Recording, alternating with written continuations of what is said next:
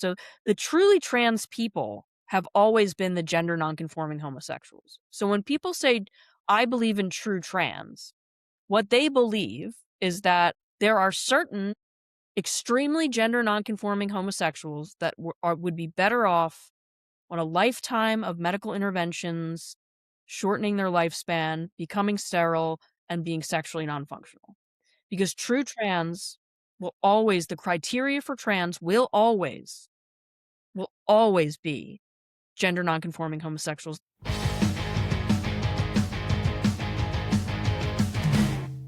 Hey everybody, how you doing? Welcome back to the Another Nobody podcast with me, your favorite nobody, Travis Myers. Today I'm talking with Lauren Leggieri of the LGB Courage Coalition, and we're going to talk a little bit today about transgenderism in America and what her organization is doing with it or about it. And that's it. Here we go. Here's Lauren. Hey there, Lauren. How you doing? I'm all right. How are you? Thanks for having me. I'm so glad you could come and join us today and, talk about just, God, I guess just all this insanity that's going on in the transgender world and really, a little bit about how it's changing. I'm happy to say changing for the better, but, what got you started with it? How you landed here? All the good work that you're doing with the LGB Courage Coalition, which I think is a phenomenal outfit. As you know, we had one of your co-workers there, or co-founders, Jamie Reed, on. I believe she was, geez, I don't know, episode 24, I think, is when she came on. But anyway, regardless, you're the one that's here to talk. Let's talk. Tell us about you. Tell us about yourself. Yeah, so where do I start? So I'm a Philadelphia native. I was a contractor for 20 years. That recently blew up because of my activism, but I guess how I got into this was I would say it's been 20 years that I've been kind of really questioning vocally what we're doing with these transition interventions. So really, right from the beginning, you jumped in. Yeah, so about 20 years ago, I was in my early 20s and there was a situation where all of my butch lesbian friends like myself um started to transition, and some of them were as young as 19. um Even back then, 20 years ago, there was not a lot of safeguarding, so they would announce they were now trans men, and within 2 months they'd have hormones, they'd have a double mastectomy, and we were all supposed to celebrate this new authentic self. And I had deep reservations. Because it was like wildfire. It was like all of my masculine lesbian friends started transitioning, and to me, like, observably from the outside, I was like, "Well, they don't seem to be doing great though," you know? So, I, like I said, I'm a contractor, so I work with my body. I got really into Ashtanga yoga. At the same time, this, like, social contagion among my friends started happening where they all started transitioning. And so they're going one way, and I'm getting very into my body and very embodied and in really good shape and really healthy and really happy. And I'm watching them, say that they're happy, but the proof just wasn't in the pudding, if you know what I mean. Yes. Um, a lot of anxiety. They had, and then they had anxiety about, like, do I pass? Do I not pass? You know, what other interventions do I have to have? And there was one particular moment where again, and I'm in my early 20s, so I'm just trying to work all this out for myself too, because I had started reading about what trans was, and to be honest, it really described myself. It described my experience quite a bit. Um, and then I would later connect that to the way it targets gay and lesbian people. Um, so my friends are transitioning. My first friend goes to get top surgery, which is a double mastectomy. Yes. She was not, I think she was 22, right?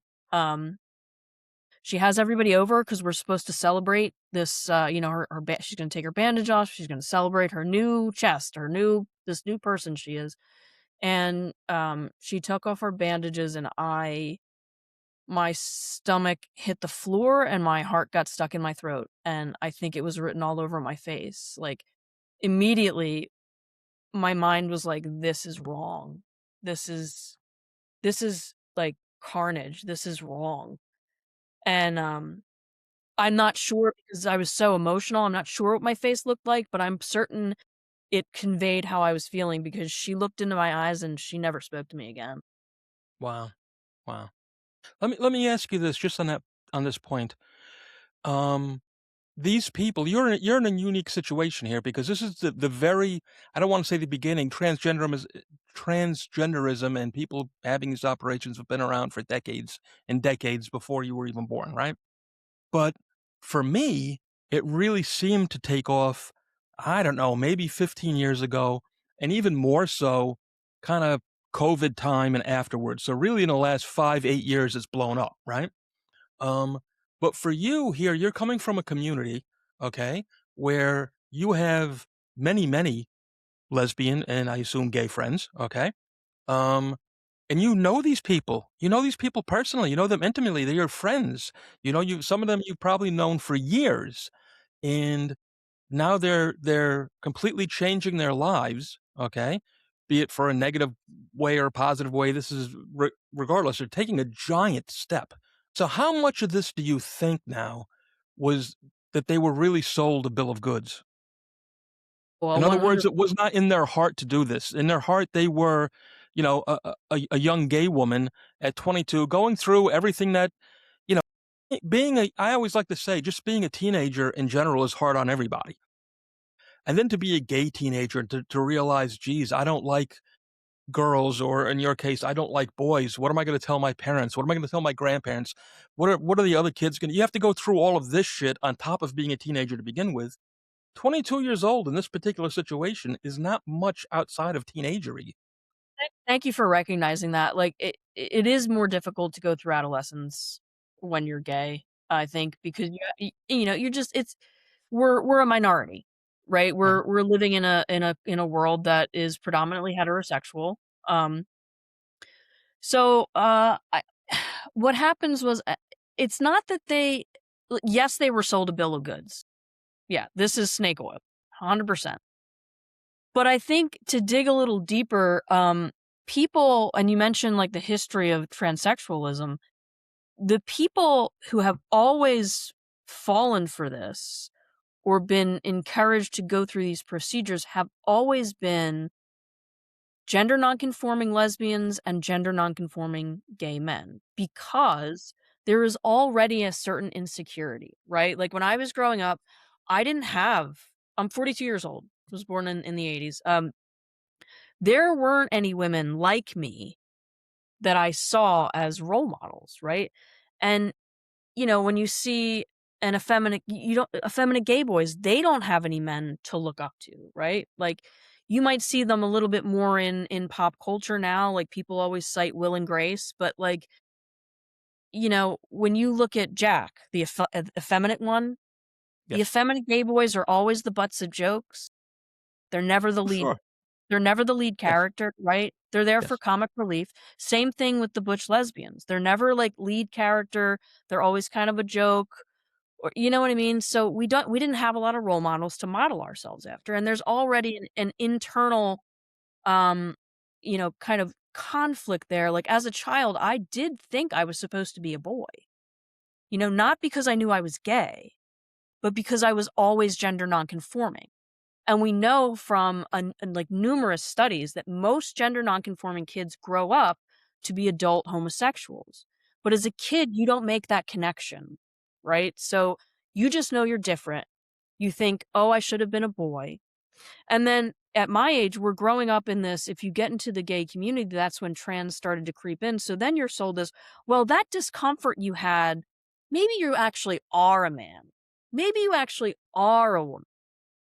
And I think it's harder to become a woman when you're more masculine presenting, right? There's not a lot of guideposts in society. Mhm. We're constantly being told, which one of you is the man, you wanna be a man, and I think a lot of it gets internalized. So there is an internalized homophobia that people I don't even think are aware is connected to their gender nonconformity. And when somebody suggests like, "Hey, you can do this thing," and then all of a sudden you're straight and you're not different anymore. I think they latch on and they latch on to the idea. It's very intoxicating, right? To be told like, "You can be your true self." Everyone wants that. Everyone wants to know who they are at their core. They wanna know their true self, and we're being sold this lie that it's through surgeries and hormones. Do you think, that had you been presented with this at 11, and granted, I don't know what your parents would have done, because that's a whole 'nother issue that we'll talk about, because so much of this, I do believe, falls on the shoulders and is the fault of the parents, but again, we'll get to that later. But do you believe that had somebody presented this to you as a 10, 11, 12-year-old girl, that you would have bought into it? So I would have been thrilled because You would have been I thrilled did with it. I did think I was supposed to be a boy. I couldn't understand why I liked the boy things. I couldn't understand why I liked boys' clothes and toys, and I wanted to play rough and tumble, and I didn't care about the dolls, and, I would have latched onto it happily, Mhm. happily.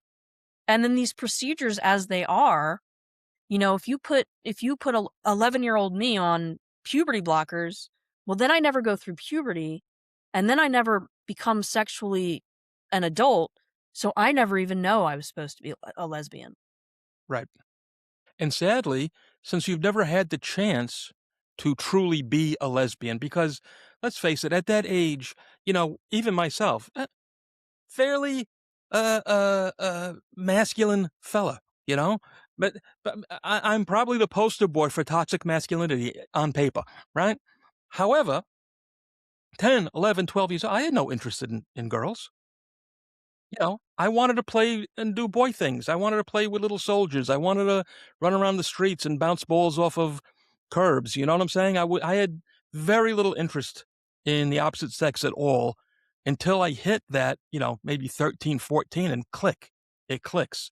And then you realize as you go through puberty, you know, wait a second, maybe I am a man, and that just grows inside of you, and by the time you're 19, you're just a walking hormone, but it Yeah. takes time to get to that.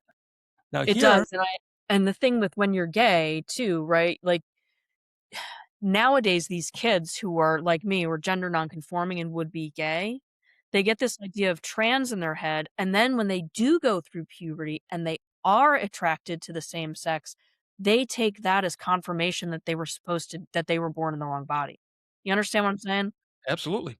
They take their budding sexuality as evidence of their trans. Yes. We're trapping all of the gay kids. I mean, it's exploded. It's more than just the gay kids. It's basically any vulnerable kid. But if you narrow down the diagnostic criteria, which is basically just a list of stereotypes. I read it to you talked about parents. I read it to my 73-year-old mom. And I said, Mom, this is how they diagnosed gender dysphoria for kids. This is how they decide whether you need to go on hormones and et cetera, et cetera. And I read her this list and she was horrified because she was like, Lauren, how would I have known the difference? This is describing you as a kid. I'm like, exactly. There isn't a difference. This is the target. Right. And then again, now here, and I don't know anything about your mother, obviously, but I do know that you come from a working class background, correct? Yeah. My mom was Philadelphia girl, Yep, my mom was a school teacher for 30 school plus years. teacher, Yeah. and probably a school teacher too. That is a very susceptible career for this sort of thing, right? So now you could see then how being uneducated on the subject, having a young daughter that she loves more than anything in the world, wanting to do right by her, knowing that she has whatever these quote unquote problems are, okay, you know, and saying, my God, doctor, or, school counselor or another school teacher, whatever, what do you think? I want help. And they say, well, she may be trans. Right. Well, that is how they get some of these parents to consent. They tell them the kid's gonna kill themselves, and especially if your kid is gender nonconforming already, like, we like to call them proto-gay, um, if you're not educated enough, you're gonna see all this criteria and be like, "Well, of course, they must be right because I'm seeing the criteria in my child." Well, you wanna believe the authorities, or who You you do. believe to be the authority. We believe, and again, especially working class or poorer people do believe, sadly, that these people, the wealthier people, the well-to-do people, the more educated people, are more intelligent than we are, and we don't think that they have something sneaky up their sleeve, do we? No, and I think people just generally we need to believe that the experts, have everything based in scientific evidence. Like, we have to Yes. believe that as a society. We cannot be experts in everything. We can't. That's how our society's built. We have to have a level of trust. And I think that that chain of trust, especially for me, with the medical establishment, it's been completely broken because I know that they can do something this horrifyingly wrong. Let me tell you something, Lauren, I'm so with you on that so many of my, well, I don't wanna say preconceived notions, but things that I've believed my entire life, and again, I got 20 years on you, I'm 61 years old now, that have absolutely been shattered in the last 10 or 15 years. Just between the corruption, which I always knew existed, okay, just not to this extent, to the fact that so many of our sworn politicians, elected politicians, are some of the most anti-American people imaginable. Truly, you know, not looking out for American people whatsoever. And No, this and is some of just them are just straight up idiots. and this is just one part of it where we have a filthy, money grabbing medical establishment hand in hand with politicians who, again, are looking to take as many votes and make as much money on anything they can. So, do you want to touch on that a little bit? What do you think about that as far as the absolute corruption between the medical establishment and the United States government allowing these things to happen? It's really scary that things have, progressed to this point that, like, um, we have states now writing into law, shield laws so that doctors can't be prosecuted for breaking the laws of other states. We have sanctuary laws where they're, like, letting, runaway kids end up in another state and they'll get transitioned on the taxpayer's dime. Yes, Um, the corruption in our government is just and it's both sides, it really is. I mean, especially in this area, I see how ineffective our government really runs because generally, like, the conservative or the right has taken it up, and the Democrats are rah, rah, wanting to trans all your kids.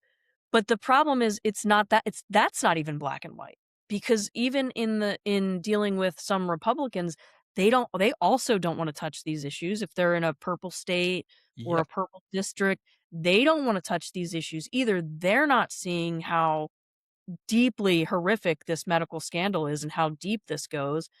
Or, they're opposed to some other remedy, like, we wanted to, extend the statute of limitations for kids who are transitioned, so that they could seek legal remedy when they realize the harm is done, and the problem is most, um, statute of limitations on medical malpractice is about 2 years. So, I mean, it doesn't really help most of these people. It's nothing. It's It's nothing absolutely nothing. lifelong surgical interventions on somebody who is not fully developed, mentally because they're a child.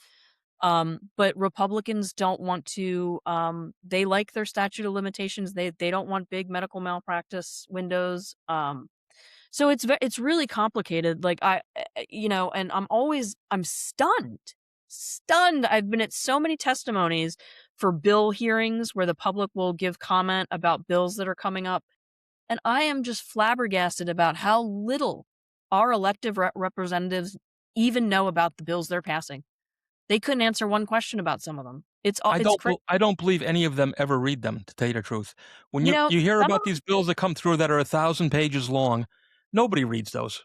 They don't read them. no, I mean, the thing is, if you're really passionate, you're trying to get your bill passed. Most of the people who are putting these bills forward, they know the topic, but we sat in hearings in Connecticut where it was like 16 hours of testimony.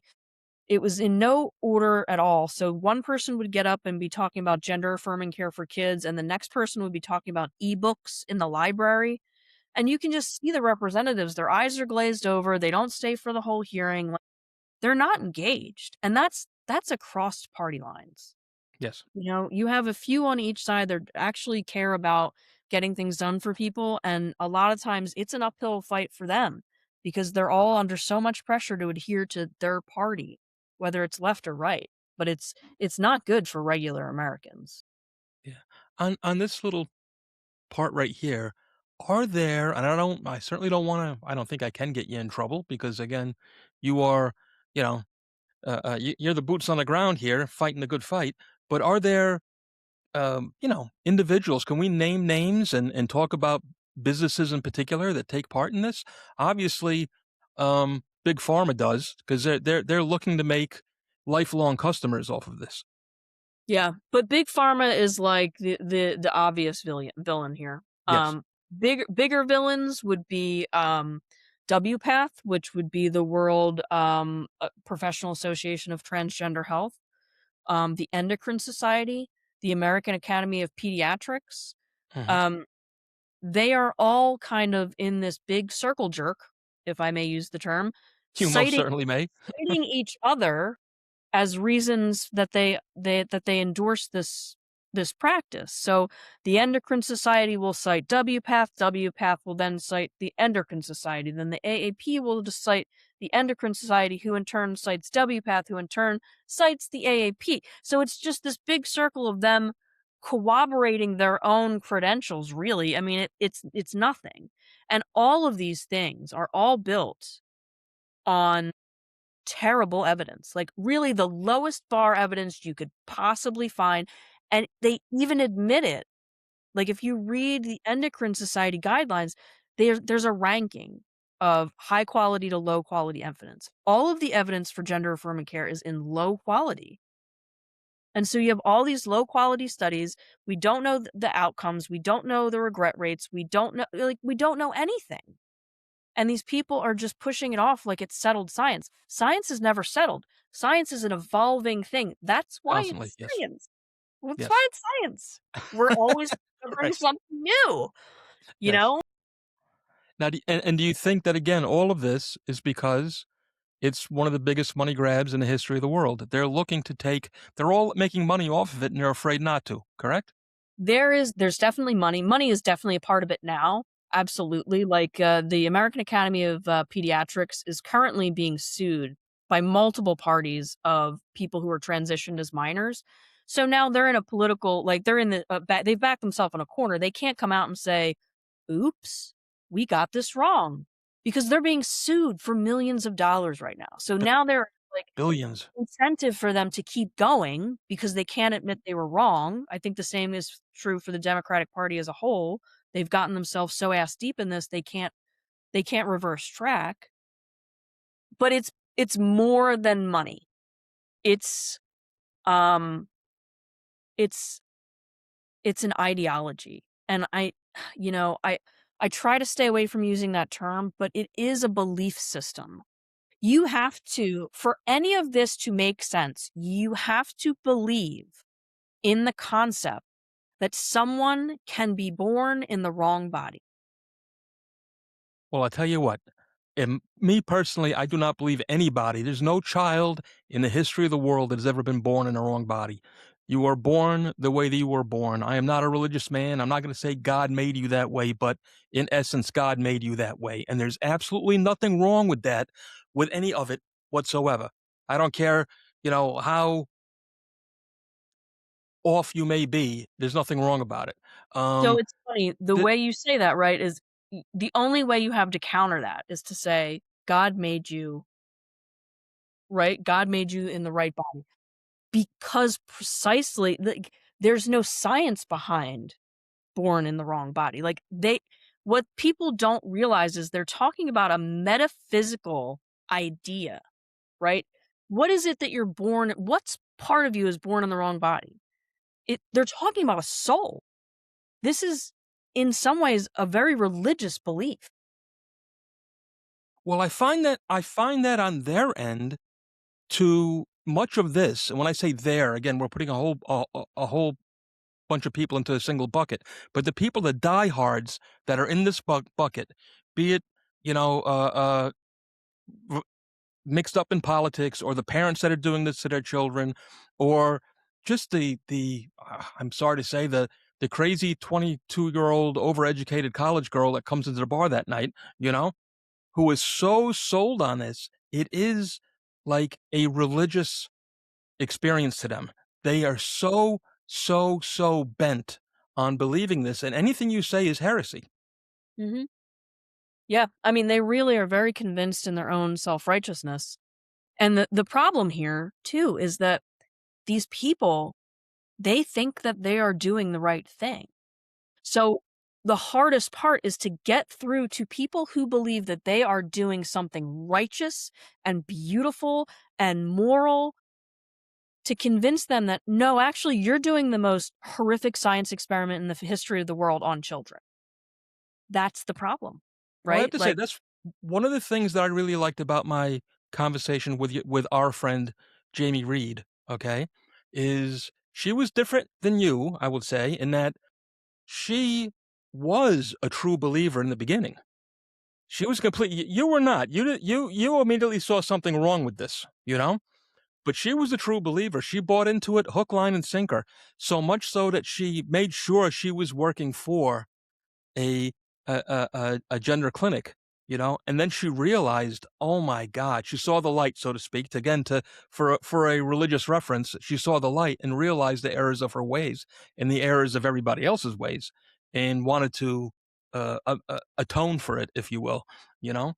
But yes, I do see so many people that believe it. It is like a religious experience to them.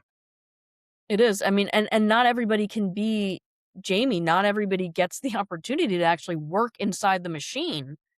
And then again, when you do work inside of the machine, you're talking about your livelihood, Absolutely, right? So like these absolutely. nurses, these they can't speak up, then they lose their job. I mean, Jamie was hounded out of her job. She'll never work in her career again because she spoke up. Yes. Yes. Let's take a real quick break now. Okay. We'll come right back because I really do want to kind of dive into this whole, you know, religion of the left, if you will, and the madness that's going on. So we'll be right back, everybody. 2 minutes.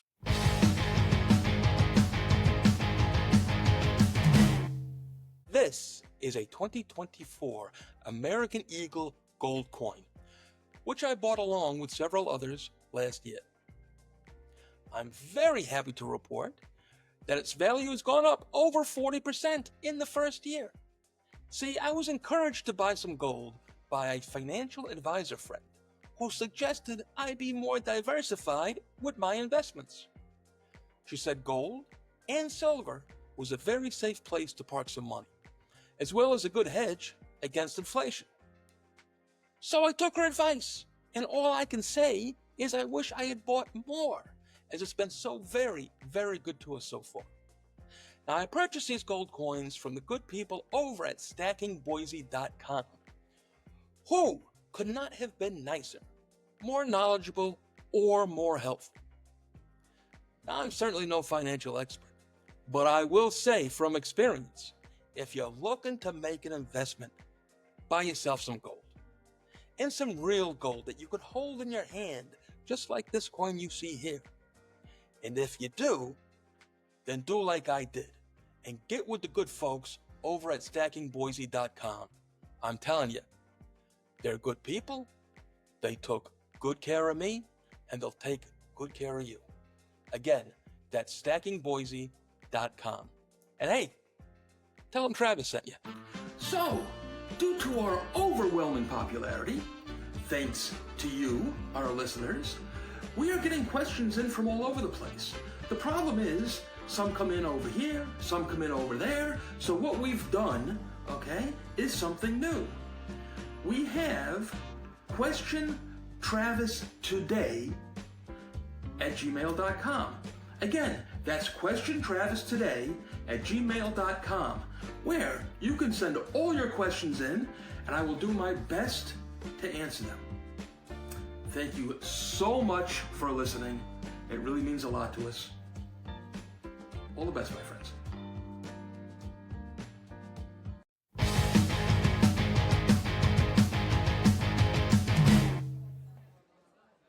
Hey, how you doing?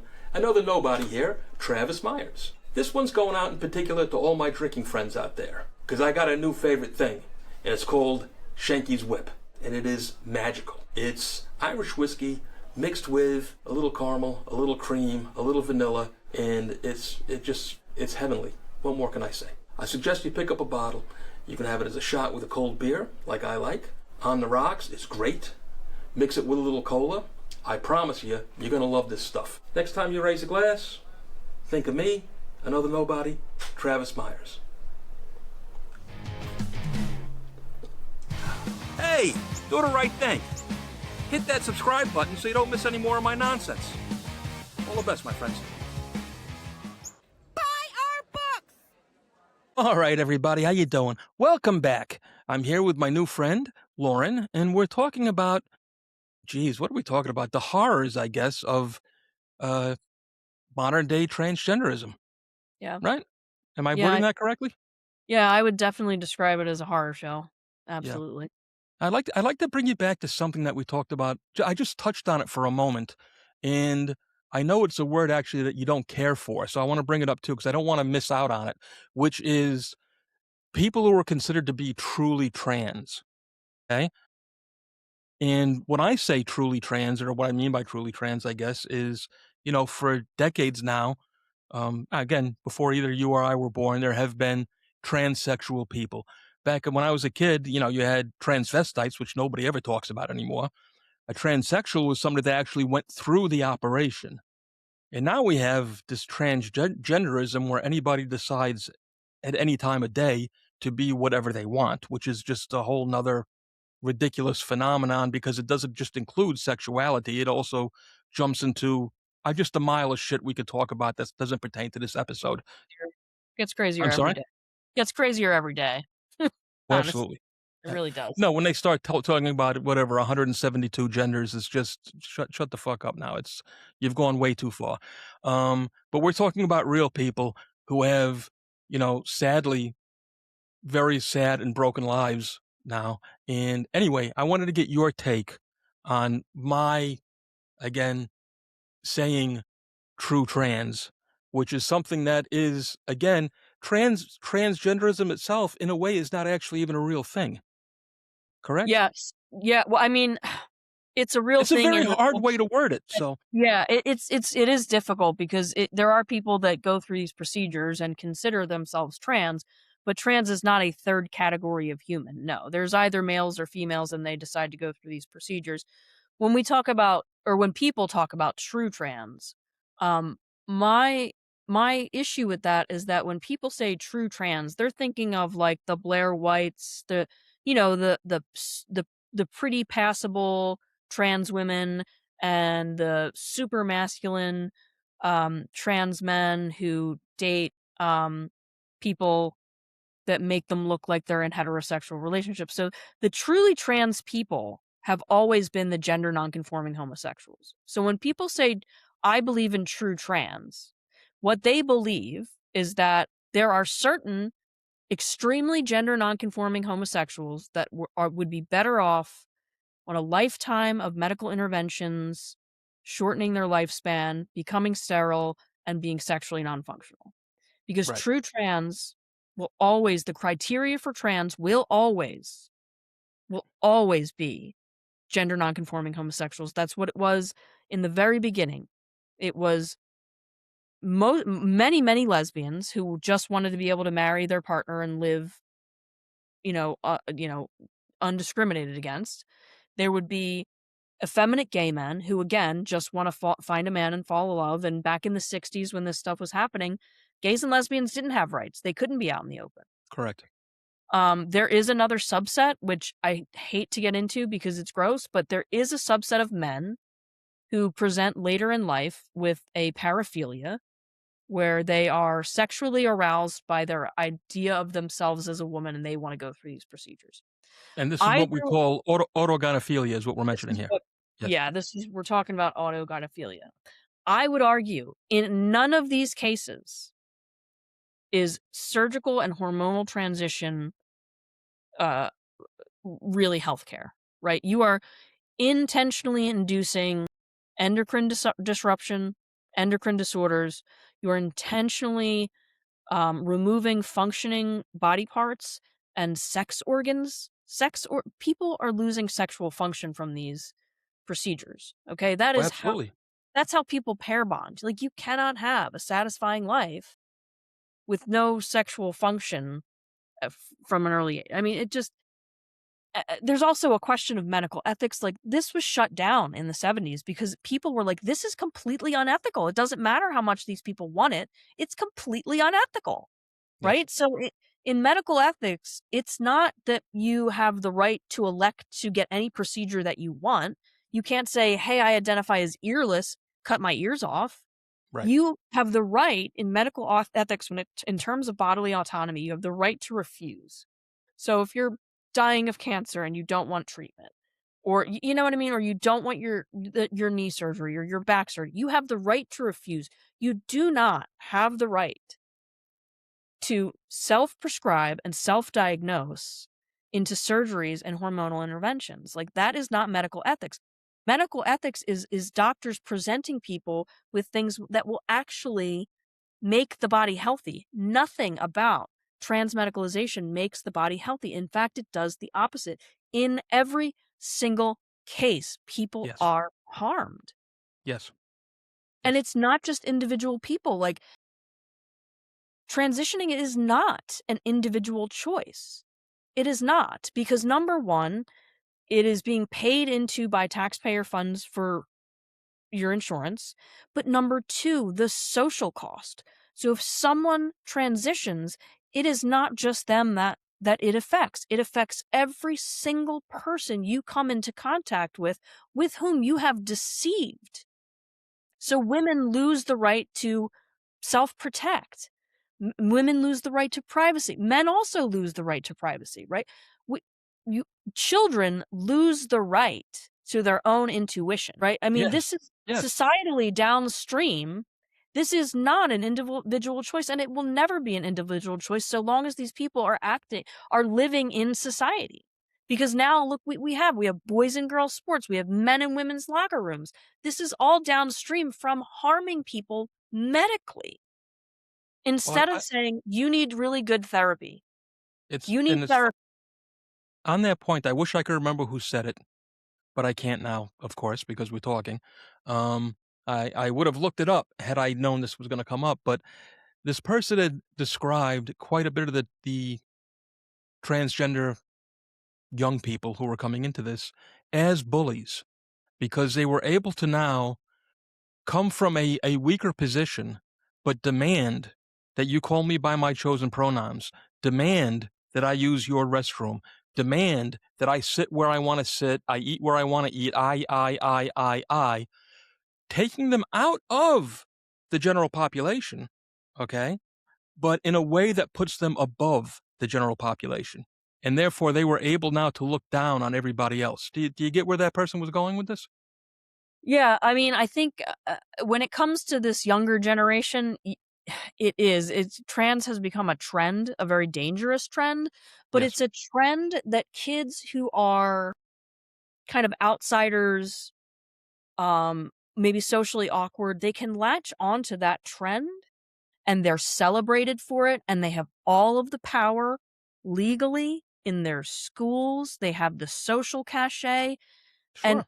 I mean, we have laws that say, protect gender identity. Nobody can define what gender is, let alone define what gender identity is. But now these things, these abstract concepts are enshrined in law and they Correct. are affecting everyone's everyday life. Like if you have a daughter in any public school in America or go to any like public place, depending on where you are in the country, any man who thinks he might be a woman can follow her in. So this is not a personal decision. Right. As a society, we have a right to come together and say, "Whoa, this doesn't work for us." Well, in a way too, with the social contagion aspect of it, it is almost like a, if I can relate it again to my time, to being a punk rock kid, or maybe a little bit later, being a goth kid, something where you could rebel against your parents, rebel against society, fit in with a niche group because you're not a jock, you're not playing sports, you're not, the cutest cheerleader chick, whatever, So you fit into this little thing and you find a place that you can own it. You can rule it. You could be a part of this. And it's really cool for about 15 minutes until you go see a psychiatrist or a psychologist or a school counselor who decides now you need to change your sex. And if you run with this, you're immediately, I mean, I've heard stories of people literally after a half an hour meeting being put on drugs. Children as young, well, I've heard as young as 3, but I know for a fact as young as 8, 10, 11, who've been put on drugs who will now, because of these drugs, never, ever experience an orgasm, Yeah, which is mind blowing to me that you it would is. do that to any other human being. The whole thing, I don't need to be educated on the subject to know that it's wrong. Right No, there from the giddy up. you exactly, you just hit it on the nose. You don't actually have to be as deeply educated on this topic as I am to know that this is wrong, but people have been cowed into silence because they're afraid to lose their job, they're afraid to lose their friends, and there is real violence that comes out of some of the trans activists, particularly against, women, who just want their own spaces. Yeah, it's insane that we have allowed this to get this far, but we have, and now we have to start fighting back, and the people who have been afraid to speak up, now is the time. Now is the time to speak up, even if it's just having a conversation with your buddy at the gym, because this is an issue that will haunt us for generations, Oh, and absolutely. we have to start fixing it now. We Yeah, have to no, start. we have literally hundreds of thousands, if not millions of people who have now been permanently, permanently ruined for this. Now, why do you think this is overall a phenomenon of Western society? This is a American European thing. This does not happen in very little in South America, not at all in the Far East, certainly not in Muslim countries or Africa. You know, um, Does happen in Muslim countries, actually. Iran does the most, trans procedures in the world, so there are Americans that will fly to Iran because they have medical tourism there. Do you know what Iran does not have? Homosexuality. Because you know what homosexuals in Iran? They either get off the top of a building or they make them transition. Because at least Iran, it admits to the homophobia that pushes the trans agenda. Interesting. Now here's something I want to talk about. Here, so we have Iran, a Muslim country. Now, granted, one of the more is evil and fucked up as they are. We can go into how they treat women and all this other terrible stuff because they got a lot of problems in Iran. But that being said, here they are honest about their homophobia to the point where they imprison and murder homosexuals. Correct? Mhm. All right. Unless they get sex change procedures. Unless they get a sex They're change. Yep, they're encouraged, sometimes forced unwillingly to get these procedures. Yeah. That is so bizarre. That is so strange to me. And here we So are in the strange. West cheering it on. And so, and to them though, they are in their very small minds eradicating homosexuality. Yeah. Well, they functionally you are, right? Because Well, no, absolutely. if everybody who's gay transitions, the world looks really straight. And I think for particularly places like Iran, what they're looking for is conformity. And again, I'll go back to like being a gender nonconforming homosexual, you're never going to conform. That's what you are. You don't conform. That's the problem, or that's what people see as the problem. But yeah, here in the West, we're touting this trans stuff as if it's progressive when it's the most regressive thing. It's the most regressive thing in terms of stereotyping people and boxing people in. It's the most regressive thing when it comes to women's rights and gay rights and education. I mean, the things we're teaching kids in school now that they can just choose their gender. I mean, it's insane. I mean, the rot is it's very deep. Well, and here you go now too. All right. You kind of threw me for a loop there with the Iran thing because I find that I got to read up on that now. I find that fascinating. But again, my point was that this is, for the most part, a Western phenomenon. Outside of Iran, it's a Western phenomenon, right? Um, but here, again, Western society has forever, all right, been the forefront of women's rights, gay rights, the abolitionist movement. America is always getting beat up for slavery, but England, America, France, we were the first in the world to stop slavery. Slavery still exists all around the world, but we were the first to stop it, even though we're still blamed for it. Okay. But how could a society supposedly, all right, so advanced, so well educated, so wealthy, fall for this lie? I wish I had the answer. I mean, part of Yeah. me wants to say it's literal mass psychosis. I think a lot of it too A lot is of people that believe that. I definitely think there's a lot of mass psychosis. Um, Also, there's, this concept of, luxury beliefs. And Hmm. I think we in the West, we've become very comfortable. So there's very little to struggle against if you are of a certain means, right? And the truth is that's where we're seeing a lot of this social contagion is in like middle class, upper middle class kids who like really don't have anything to struggle against, right? Like they don't have to fight for gay rights. They don't have to fight for equality for women. None of that stuff. They don't even have to leave their home if they want to get takeout. They just order it on their phone. I mean, much of our lives is instant gratification and convenience, right? It's it's much more satisfying to say, "Oh, we have a pill for that." And in this case, it's, "Oh, we have a hormones and surgeries for that. We can just fix it." Right? Yeah, I mean, there's so many things that go into it. I mean, the West is much more secular, so, you know, I think that, I'm not a particularly religious person. I do believe in God, but I do think that, like, religion grounds people, at least the good Huh? parts of religion grounds Sure. people in a certain morality. Um, and then we just live in a very, like, the rest of the West is divided politically as we are. Maybe not so stratified as we are, but um, the political climate doesn't help, right? Because people become so tribal that no matter what crazy shit the other side says, you're against it. Right. Or whatever good stuff the other side says, you're against it. You just by virtue of what tribe you are in, red or blue, is what you believe is right or wrong, and that is not morality. That's tribalism, that's being a lemming to me. Well, I and it's mean, a very, very unhealthy way for any nation to behave oh, because absolutely. we can't get anything done in this kind of climate. Now, a lot of this too, again, back to this new phenomenon, tends to be, with the exception of wealthier upper middle class uh, white people, it tends to be the millennial and Zoomer generation in general, for the most part, that are biting into this. And even then, it's predominantly women. And even then, it's predominantly educated women.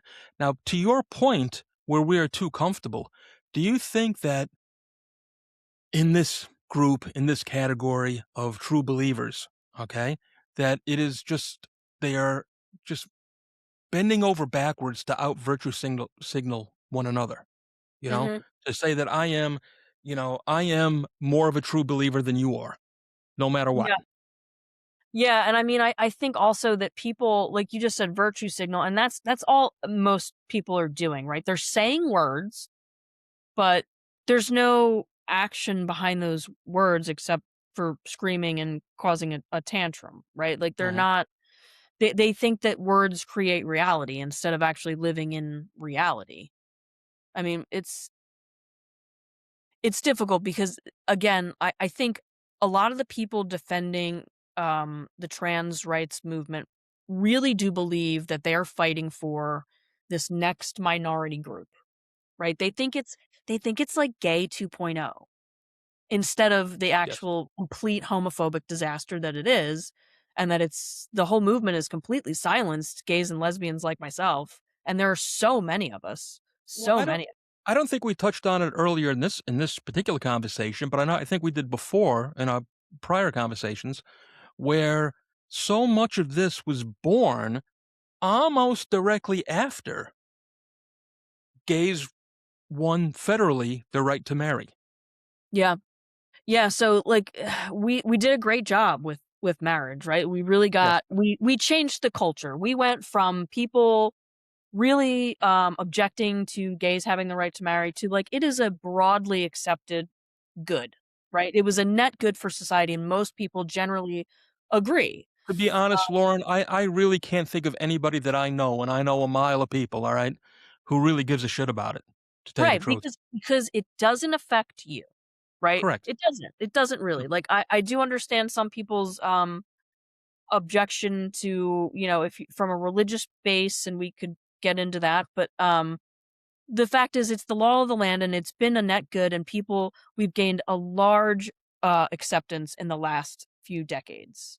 Mhm. Um, so we did such a great job, we had these monster NGOs, nonprofits that were funding specifically to get gay marriage passed. So the HRC, Lambda Legal, there was GLAD to get more representation in the media, ACLU, they helped too. So we have this huge apparatus where all of this money was coming in. And then in 2015, we won. Like, we won. We solved the problem. What do you do with this gigantic, politically powerful, very wealthy NGO apparatus when Yes. you fucking achieved your goal? You got nothing left to fight for. Where do all these people that are career, I say this as I'm running a nonprofit, but like, where you put all these people? This is a huge money making machine, right? Like Yes. HRC, for example, gives hospitals rankings now. Like, and if you don't have a good ranking from HRC, that hurts a hospital. Well, what do they don't rank it on whether you're treating gays and lesbians fairly anymore. That's not what it's about anymore. It's, are you giving anyone and everyone who ever asked for it hormones and surgeries? And then you Yes. get a gold star. And the hospitals are beholden because it's such a big political apparatus, and it started out from a good place, but now those organizations do not represent actual gay rights, because if they did, they would have to recognize that you have to know what a man and a woman is Yes. to have Absolutely. same-sex attraction. You have Yes. to know what sex is to have same-sex attraction. Yes. And to They've clear that abandoned. up, we're both on the same page here. A gay man is a man is a man, and a gay Right. woman is a woman is a woman. There is no other category. Right, there's no There's there's not. no amount of, short hair that I could have, or butch clothes that I could put on that would make me a man. There's also no amount of hormones I could take or surgeries I could have done that would make me a man ever. And I don't Yes. I don't I don't wanna be a man, but this is the thing, is that you're forcing people to then go and live a lie, and you're For the rest forcing of their other lives. people to cooperate with that lie. Yeah. I I I find it to be one of the saddest things, and I mean sad, heartbreaking to me, that this has happened to so many, many. It's not an experimental thing anymore. It's just a huge, I The mean, scandal. experimental in that it doesn't work, but it's so, man, I mean, entire hospitals are built over this complete pack of lies that we can turn men into women and women into men, and then the idea that we're doing it to children is one of the saddest things in the world to me. It really is. It's It really monstrous. is. I always like to say it's I call it the worst idea humanity has ever had. I mean, I really truly believe this is an existential problem, right? Because what happens? What happens to a people that do this to its children? What happens to a society that sterilizes its children and convinces them that they can just cosmetically change themselves and they will be a thing? I mean, it's monstrous. We are robbing these children of their sexual function and their health before they're even old enough to understand what either really are. No, it is absolutely Frankenstein type shit that they're doing. And again, just for our listeners now, we mentioned a little bit about the operations, and I'm sure you have more insight on it than I do. But these ridiculous operations where they create fake penises on these young women by literally removing their forearms, all the skin off of their forearms, and then sewing something that is not a penis, that will never be a penis, that will never work as a penis, that has a little plastic tube that comes out of it so you can urinate onto your body so you can pretend that you have a penis. Or these poor men who have their penises removed and literally a hole gouged out with, forgive me, with an ice cream scoop, so that they have a hole in there where which will, from what I understand, has to constantly be stretched so it doesn't close up and grow back together, constantly rife with infection because well, if you or I, God forbid, had to have, a kidney replaced or, some sort of a true transplant to help us survive, we would be on rejection drugs for the rest of our lives to keep us alive. But the whole idea is that all of this is to keep us alive. We're here now, we're taking people who are perfectly healthy, perfectly, they might have some mental problems, all right? But they're perfectly healthy physical specimens. And we are intentionally ruining them and taking years, if not decades, off their life. I'm sorry, go ahead. Yeah, no, you're completely accurate. I mean, I like to say like so this is, to me, it is only violence. This is only I violence agree. because I agree. we accept the violence of, say, surgery, like back surgery or heart surgery. Heart surgery is really brutal, right? Open heart surgery, they have to Yes. crack your sternum. These things are brutal interventions, and we accept them only because they make the body well. These interventions do not make the body well. They make the body sick and non-functional.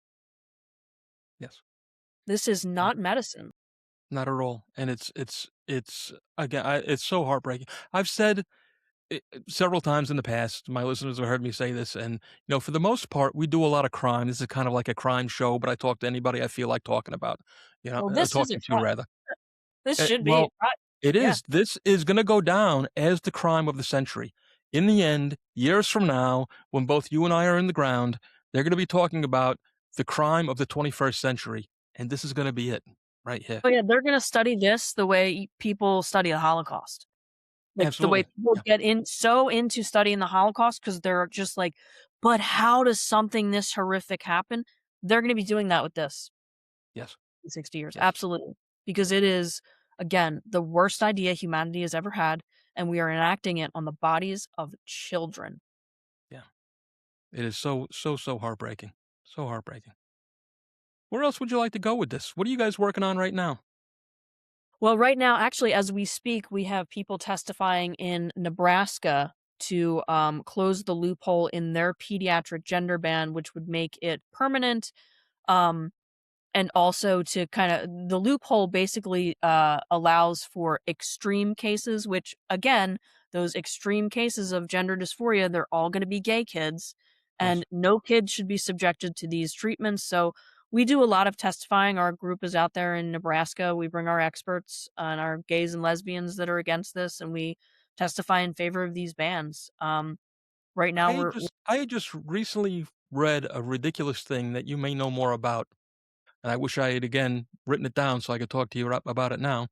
I believe it was Wyoming, which is a very red state, okay, very conservative state, so much so that they have so much freedom built into their own state's constitution that they don't want to stop the freedom of choice in order to get an operation.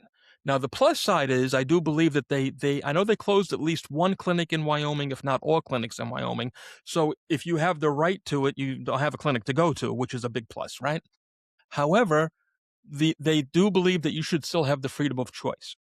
In other words, and a child has no choice, of course, which means again the crazy parents get to decide. But do you have any insight on that at all? I'm not particularly sure what's happening in Wyoming, but as Okay. to, I can speak to the topic of personal choice. That is, again, it's not true that it is just a personal choice. And number two, we do all the time regulate even adults from partaking in things that harm them. Meth is illegal. Is Wyoming going to legalize meth because people have a choice to do meth? No, I'm Are they, with you. I'm with you you. know? Well, I it's the mean, old the simple thing, You can't smoke till you're 18, you can't get a tattoo till you're 18, you can't have a beer till you're 21. Why are we gonna chop your breasts off or your dick off, you know? It's insanity. It's absolute insanity to me. It really It is. is insanity, and I think eventually people are going to I mean, it's going to be unfathomable, the fallout, because we've done this to so many children, Yes. and, I think you mentioned before when we were talking, there's all these, they call them detransitioners now, Yes. which, again, is a misnomer because you cannot detransition. You can change your mind, but Sure. The a lot damage of is the done. but the damage exactly, the effects of these hormones and the surgeries, they're permanent. It's a permanent thing. So, um, there are more and more people coming out and saying that they regret these interventions. I would say, it's not even necessary for these people to have to tell their stories. A lot of them do very bravely because they are, just completely, thrown out of any community they were in. They're just, like, attacked by the trans community as heretics. But they more and more of these young people have been speaking up and saying, "I was harmed by this. I was rushed into this. How could you do this to me? I was only a kid." I mean, I've testified with kids that were 13 when they had their breast removed, Unbelievable. and Their breasts young haven't even grown in yet. right, exactly, and young men that have been surgically castrated or chemically castrated or had complete SRS at very young ages. I mean, but again, their regret is not even necessary to make this argument because we do not base medical interventions on whether someone is happy or not with the outcome. We base medical interventions on evidence and again, whether it makes the body well. Mhm. It doesn't matter how much people want to do these things to themselves. The medical community has a responsibility, and if the medical community is not gonna step up to their responsibility to provide ethical medical treatment, then the legislature needs to come in and regulate them. If they cannot self-regulate, and the medical community has proven to us that they will not and cannot self-regulate, then legislators need to step in and ban these practices because we are harming people. We are harming kids, we are harming vulnerable adults, but we are harming people, and it's all on our dime, and we are all paying for it. I don't know if there I'm sure there never will be simply because of the way we work here in America and the way the rest of Western society does, and the way we just, make excuses for everybody, all right? But the chances of or your thoughts on possibly a something similar to a new Nuremberg trial, okay, where we could go after everybody that promoted this, went after it. I mean, me personally, and again, I know, I'm a lowly working class stiff, okay, but it seems to me anybody that's touching kids, period, a pedophile is every bit as dirty and filthy as these doctors, in my opinion, you know, and they should be punished. They should be punished very harshly for the damage that they've done. I mean, do we see any hope or any glimmer in the work that you're doing of any sort of, shall I say, vengeance whatsoever? I agree with you that there are certain people in this that, should have punishment, but I I also I'm pragmatic, right? Yeah. Yeah. And how do we draw the line? Like, who gets punished and who doesn't? Like, Jamie is a whistleblower, she worked in a pediatric clinic, she came out, she saw the harms, and she advocates now against it. I mean, she's dedicated her life to it. Other doctors have come out. Um, you know, the problem is all of the things that they're doing are legal. Yes. They're doing legal things. They're not only doing legal things, but they're following medical guidelines, right? So, like, what would we even try them with? And then on the flip side of that is that if we start punishing people, how do we get more people to come out and say, this is what's happening, right? Mhm. So, unfortunately, and this goes against my instincts as a as a Philadelphian, but I think that if we really want to solve this, we are going to have to forego vengeance. We are gonna have to approach this with so much compassion that it will make your head spin because, again, so many of the people doing this believe that they're doing the right thing, Yes. you know? Well, that's the tough part with so many things is that people do it's not that they're necessarily evil people. The acts that they're doing are evil, but it's Exactly. not in their heart to do evil, if that makes sense to you. And I say most because I do think there are some people that are psycho that are Yes. doing that. Like some of the surgeons, I believe, genuinely really enjoy inflicting harm on people's bodies in this way. I definitely believe that there are some surgeons. Um, I would say, the medical establishments really hold a lot of the responsibility for proliferating this as sound medical evidence when it is not, and they did not do their due diligence. So the AAP, the Endocrine Society, WPATH, those all those organizations need to be taken into account because, um, if they had not gotten on board with supporting this, nobody would be doing it. I And for mean, the most part, they're probably, I'm gonna assume, made up of spineless cowards who went they along are. with the program themselves. Right, they're bureaucrats. They probably have, I know the AAP has an LGBTQIA, board or, a section of theirs to make sure that they're inclusive to everybody, but Yeah, they don't want the HR lady coming after them. right, but I mean, that's a whole 'nother problem because they're grouping all of these groups together. There is, in my opinion, there's LGB, lesbian, bisexual, and gay, and the rest of it is all crazy. It's all political identity politics, and there's concrete sexuality, and then there's, whatever they wanna call gender identity or whatever it is. That is an idea in your head, and you can believe that or not believe that. Lesbians, gays, and bisexual people are not a monolith. We have our own thoughts, like we can be Republican or Democrat or conservative or, but in lumping us all together, you can no longer advocate for the rights of same-sex attracted people if you're saying sex doesn't exist and you Yeah. can just flip-flop. I got I got one more question before I let you go, because we didn't touch on this and I wanted to earlier. I got it in my little notes here, but we passed it over. Now, I read somewhere, all right, that a third of young people that go through the transition, go through the surgeries, go through the whole 9 yards of this, okay, have turned out to be autistic, okay? Now, if a third of them are autistic and possibly gay, would we guess that possibly another third outright would be predominantly all gay, and somewhere maybe another third just happen to be misguided children who are out of their minds? Or is it more heavily gay in general? I kind of Here's should have touched on this when we were doing the attack on gays part, but Yeah. So here's the problem. Despite the fact that these interventions are lifelong, they influence your life trajectory, and they have serious health complications, no one is keeping track of anything. So we don't know. We don't have numbers, and that itself should be a crime. We do not have an accurate way um, to track these harms or even track how many people are receiving these interventions because you can go get hormones down on the block at Planned Parenthood or your local gender clinic, not be on insurance. We have no way to track it. We don't have so the places that have gotten the best information are places like Sweden, the UK, because they have socialized medicine. They have one system.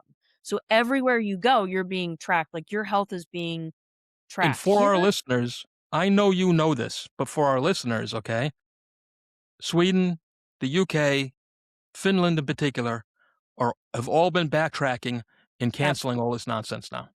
Yep. They've realized that they were on the same road that we were, and they realized it was a giant mistake, and now they're all cutting back on everything. Right. And the thing is they have the information. They have better information at least than we have because of their socialized medical system. This is not an endorsement either way. But our system, particularly the way it's set up, where some people are on Medicaid, some people are on, this health insurance, or then they're 26 and they get their own Well, health it's insurance, or you're, hard to compare, though. yeah, America is so much larger than any of these countries. I mean, it is. Yeah. Finland has less than 5 million people. You know, it's literally half the size of New York City. the entire nation.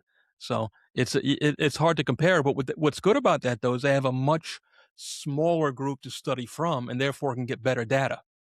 Yeah. Would you agree?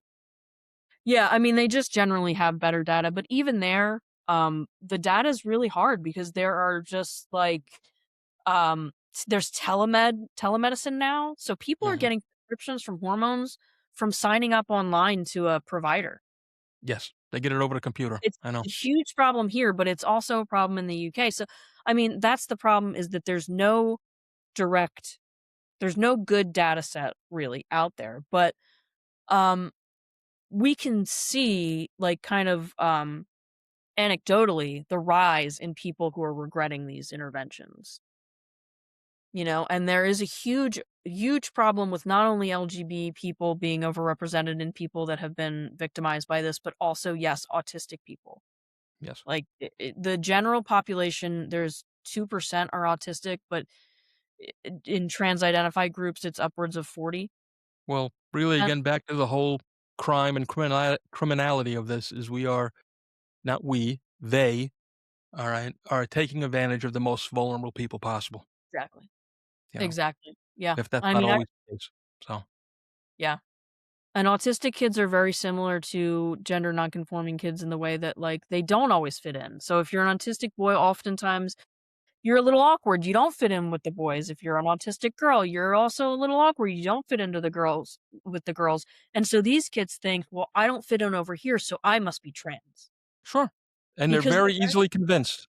right, they're very black and white thinking. A lot of them are very, very intelligent, but, they kind of over intellectualize and they're not embodied. And I think, Yes. I just generally think that that would be very good for us as a country as a whole is that if we got people more embodied and healthier from jump, right?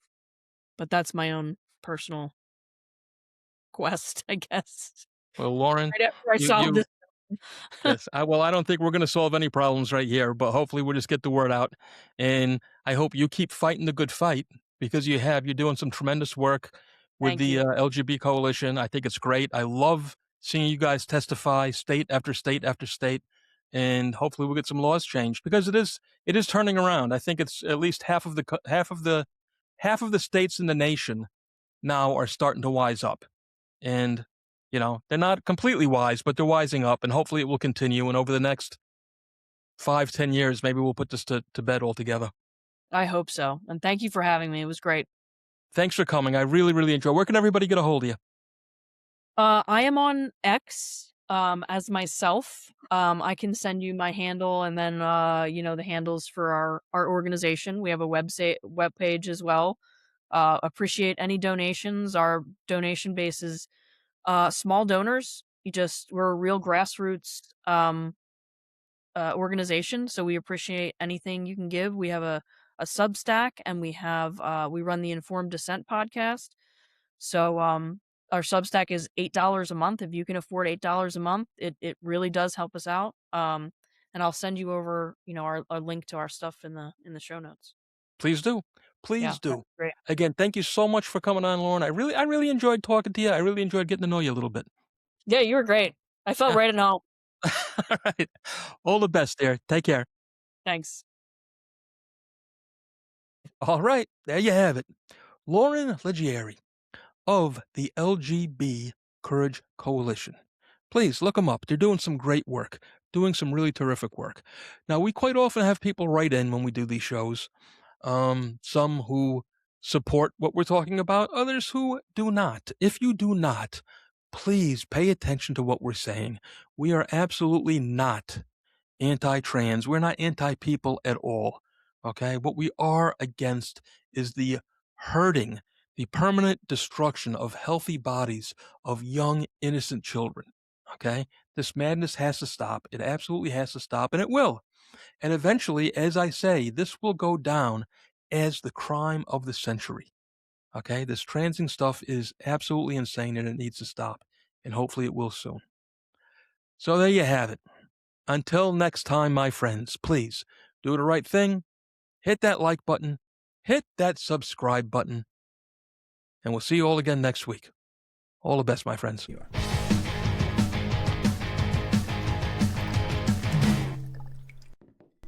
Hey, how you doing? It's me again, another nobody, Travis Myers. And today we're going to talk whiskey. I know most of you think of me as an all-American patriotic type guy, and you are right. But when it comes to whiskey and drinking whiskey, which I do, I always go for the Irish stuff.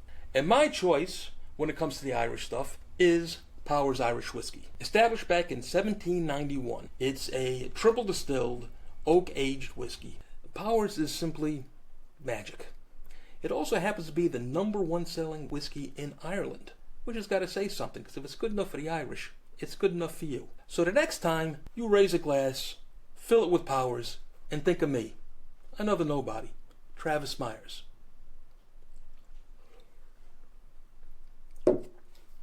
Hey there, true crime fans. Let me introduce you today to the Cold Case Initiative. The Cold Case Initiative is a foundation that donates money to smaller police agencies all over the country. It does this in order to offset the costs of scientific, forensic, and DNA testing with the hope of solving cold case homicides and other horrific violent crimes that otherwise would remain unsolved. Please, if you have it in your heart and a little money to spare, go to www.coldcaseinitiative.org. Again, that's www.coldcaseinitiative.org, and lend a hand where it truly is needed. Be a part of solving a cold case. Every little bit helps. Know that 100% of the donations that go to the Cold Case Initiative go to agencies that are desperately in need of the help. So please, if you can, do the right thing and make a donation. Thanks, and all the best, my friends.